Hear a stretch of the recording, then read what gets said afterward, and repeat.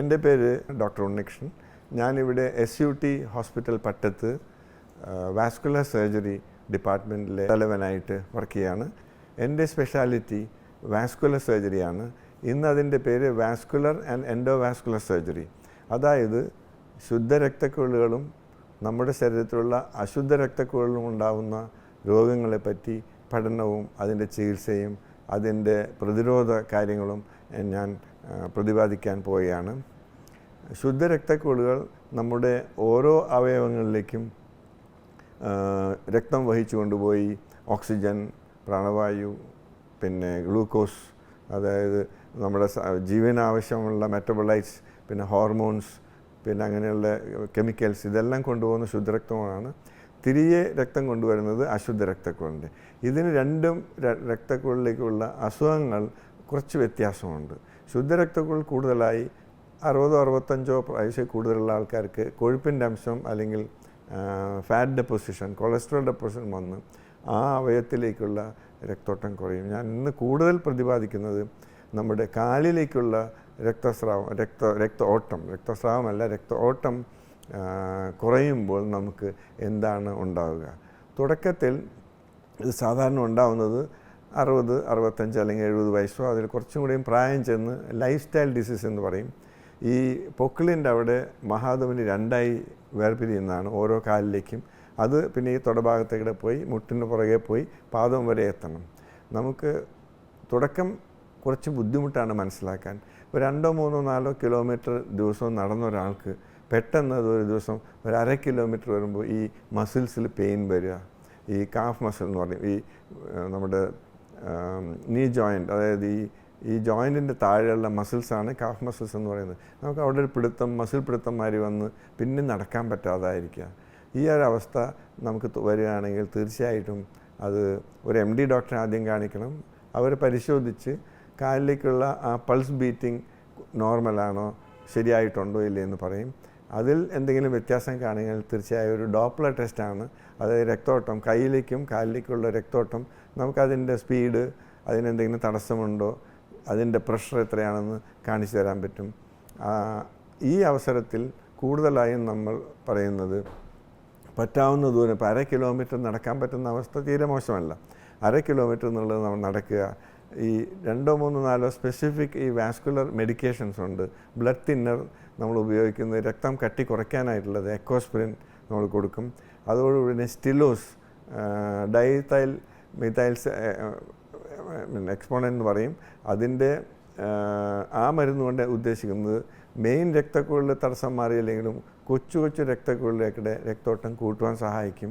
പിന്നെ നമ്മൾ പുകവലി ഉപയോഗിക്കുന്നുണ്ടെങ്കിൽ തീർച്ചയായിട്ടും പുകവലി കുറയ്ക്കണം. അത് പറ്റുമെങ്കിൽ നിർത്തുക തന്നെ വേണം. പ്രമേഹം കൺട്രോൾ ചെയ്യണം. അധികമായി ബ്ലഡ് പ്രഷർ കൂടുതലുണ്ടെങ്കിൽ അതിനുള്ള മരുന്നുകളും കഴിക്കണം. ഈ തുടക്കത്തിൽ ഈ മരുന്നുകൾ കഴിക്കുകയും പറ്റാവുന്ന ദൂരം നടക്കുകയും ചെയ്യുകയാണെങ്കിൽ 1/2 കിലോമീറ്റർ എന്നത് 1 കിലോമീറ്ററോ അതിൽ കൂടുതലോ നമുക്ക് നടക്കാൻ പറ്റും. ഈ അവസ്ഥയിലും നമ്മൾ കൂടുതലായി ശ്രദ്ധിക്കാതെ ഇരുന്നാൽ എന്തു പറ്റുമെന്ന് വെച്ചാൽ 1/2 കിലോമീറ്റർ എന്ന് പറഞ്ഞത് ഒരു 100 മീറ്റർ നടക്കേണ്ട അവസ്ഥ വരും. പിന്നീട് അതിലും നടക്കുന്ന ദൂരം കുറയാം. പിന്നെ ആ അവസ്ഥയിൽ നമ്മൾ അതിൻ്റെ ടെസ്റ്റിങ്ങോ ഡോക്ടറെ കണ്ടോ ചികിത്സ തേടിയില്ലെങ്കിൽ വെറുതെ ഇരിക്കുമ്പോൾ തന്നെ കാലിൽ വേദന ഉണ്ടാവും. വെറുതെ ഇരിക്കുമ്പോൾ തന്നെ കാലിലൊരു പുണ്ണുമാരി വരാം. പിന്നെ അതിൻ്റെ നിറവ്യത്യാസം വരാം. ഇതെല്ലാം വന്നാൽ കാലിലേക്കുള്ള രക്തോട്ടം ഒരു 10-15% വേണ്ടതിൻ്റെ 10-15% മാത്രമേ വരുന്നുള്ളൂ എന്നാണ് അതിൻ്റെ അർത്ഥം.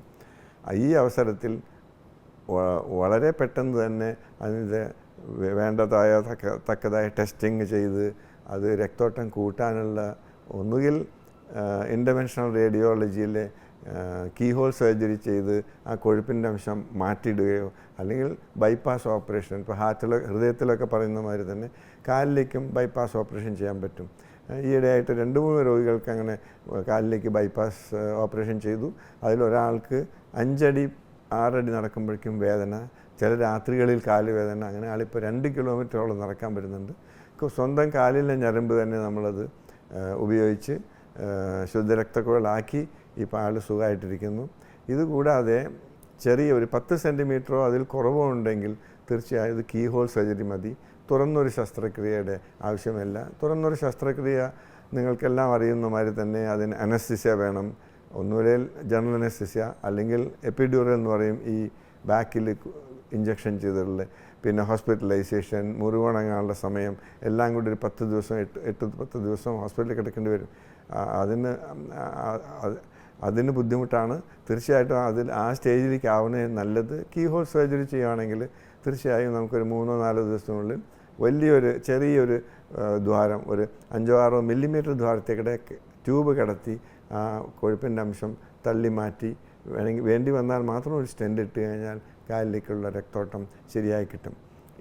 ഈ അവസ്ഥ വിട്ട് കഴിഞ്ഞാൽ മാത്രമേ തീരെ പറ്റാതെ ഒരു 20-30 സെൻറ്റിമീറ്റർ തടസ്സം വരികയോ, അതല്ലെങ്കിൽ ഒരു പ്രാവശ്യം ആൻജിയോപ്ലാസ്റ്റി ചെയ്ത് സ്റ്റെൻറ്റും കൂടെ ചെയ്തതിന് ശേഷം പിന്നീടും പ്രയാസം വരികയോ ചെയ്തു കഴിഞ്ഞാൽ പിന്നെ ബൈപ്പാസ് ഓപ്പറേഷൻ എന്ന് വൃത്തിയുള്ളൂ.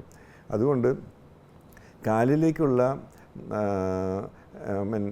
രക്തക്കുഴലാണ് അതിൻ്റെ തടസ്സമാണ് നമുക്ക് ആദ്യമേ മനസ്സിലാവുക. എന്തെന്നാൽ ബാക്കി ഹൃദയത്തിലേക്കും തലച്ചോറിലേക്കും ഒരു നിശ്ചിത അളവ് രക്തം പോയിക്കൊണ്ടിരിക്കണം.